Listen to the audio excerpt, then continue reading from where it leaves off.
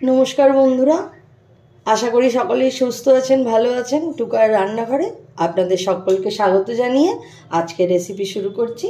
আজকে একটা নাস্তার রেসিপি, জলখাবার, যেটা আমরা সকালের জলখাবারে আর বিকেলে স্ন্যাক্সেও খেতে পারি। যার জন্য বানাচ্ছি ঢোকলা, যার জন্য নিয়ে নিচ্ছি 1 বাটি বেসন,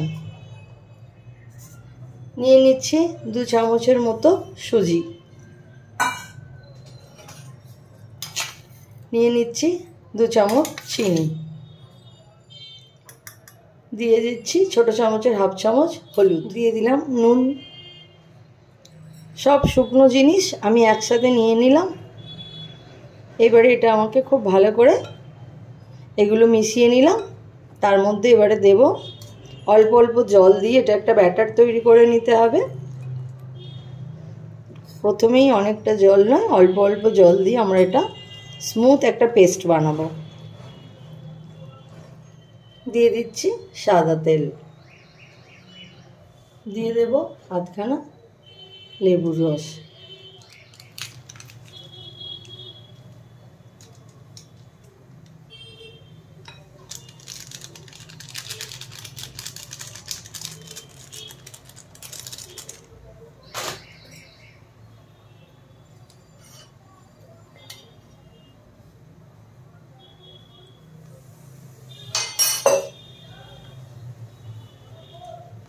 একটা ইনো পাউডার পুরোটা দিয়ে দিলাম। 1 বাটির জন্য একটা ইনো পাউডার এতটাই লাগবে। এবারে যদি বেসন বেশি হয় তখন ইনো পাউডারের পরিমাণ বাড়বে।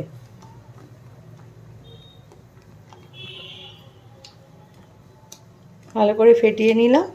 এই যে অনেক হালকা হয়ে গেছে আর বেসনটাও অনেক ফুলে গেছে। এটা আমাদের কমপ্লিট। স্টিলের থালায় ভালো করে তেল মাখিয়ে নিয়েছি।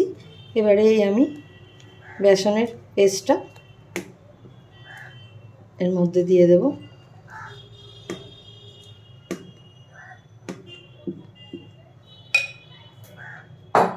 এটা দিয়ে একবার ড্যাপ করে নেব।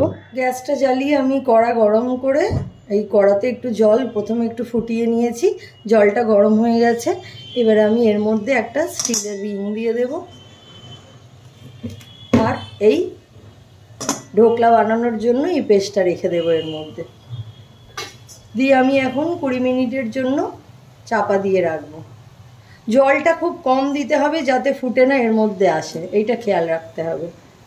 20 মিনিট পরে ঢাকা খুলে চেক করব।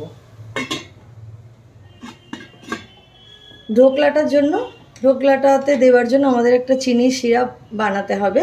যার জন্য আমি গ্যাসটা জ্বালিয়ে সসপ্যান বসিয়ে একটু সাদা তেল দিয়ে দিয়েছি, ওই 2 চামচ মতো সাদা তেল।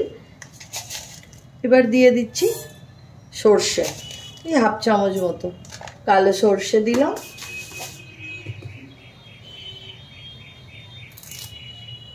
সর্ষেটা যখন ফাটতে শুরু করবে এর মধ্যে দিয়ে দেব ফ্রেশ কারি পাতা আর দিয়ে দেব চিড়ে রাখা 4টে মতো কাঁচা লঙ্কা। গ্যাসের ফ্লেমটা কম রেখেছি। ফোড়নটা হয়ে গেছে। এবারে এর মধ্যে আমি দিয়ে দিচ্ছি 1 কাপ মতো জল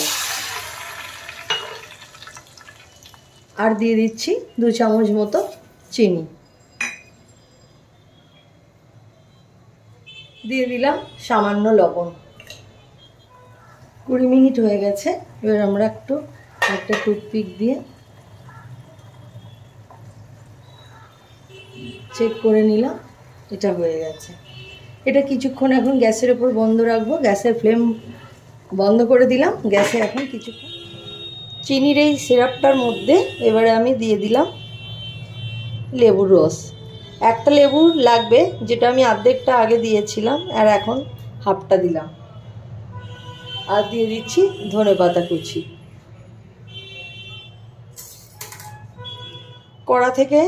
কড়া থেকে নামিয়ে নিলাম। এই ঢোকলাটা আমার এরকম হয়েছে। এবার একটুখানি সাইড থেকে এটা খুলে নিচ্ছি। এবারে একটা আমি প্লেটে এটা পাল্টি করে নেব।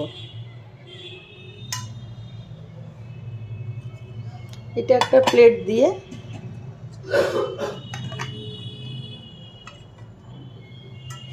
দেখুন আমার ঢোকলা একদম রেডি।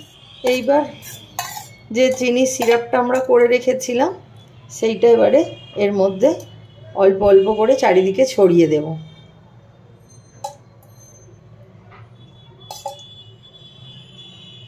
এইটা কিছুক্ষণ এই রসটা এই সিরাপটা ছড়িয়ে কিছুক্ষণ রেখে দিয়ে তারপরে এইটাকে কাটবো, তাহলে পিসগুলো খুব ভালো হবে। আর ততক্ষণে এই সিরাপটা পুরোটা এইটা সোক করে নেবে, পুরোটা ওর মধ্যে চলে যাবে।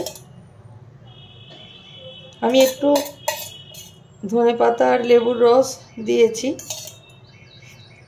এরকমভাবে দিয়ে কিছুক্ষণ এটা রেখে দেব। কিছুক্ষণ হয়ে গেছে, এইটা রসটা খুব ভালোভাবে এটা টেনে নিয়েছে। দেখুন খুব খুব স্মুথলি এটা কাটা যাবে। এটাকে আমি ছোট ছোট পিস করে কেটে নেব। চৌকো, ডায়মন্ড, যার যেরকম ইচ্ছে সে সেরকম শেপ দিতে পারেন। কিছুক্ষণ এইভাবে রাখলে